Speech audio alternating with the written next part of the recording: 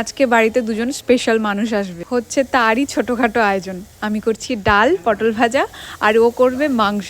যারা আসবে তাদেরকে কিন্তু তোমরা চেনো, লিমা আর বিশ্বজিৎ দা। আমাদের বিয়ের সময় ওরা এসেছিল।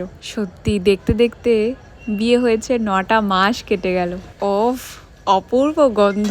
মাংসের তরকারিটা এত ভালো করে ও, একদমই কিন্তু সিম্পল ভাবে করছো। আমি বলেছিলাম তুমি কিন্তু আলু দেবে মাস্ট। ও আলু দিতে একদম পছন্দ করে না, মানে একদম কষা কষা হবে, রুটি দিয়ে খেতে পারবে, ভাতটা না হলেই যেন ভালোই লাগে ওর। কি কিছু বলতে চান? না, খুব ক্লান্ত রান্না করে। ওরা চলে এসছে তাই ডেকোরেশন চলছে। পটল ভাজাটা খুব সুন্দর হয়েছে, তবে ডালটা না অতটা ভালো হয়নি, লবণটা কম হয়ে গেছে আর কেমন জানি একটু ঝাল হয়ে গেছে। ওরা বলছে আজ থাকবো না, আজই বেরিয়ে যাবে। বাড়ি ফেরার সময় ওরা আইসক্রিম খাওয়ালো, খুব সুন্দর আইসক্রিমটা, আমুলের রাজভোগ।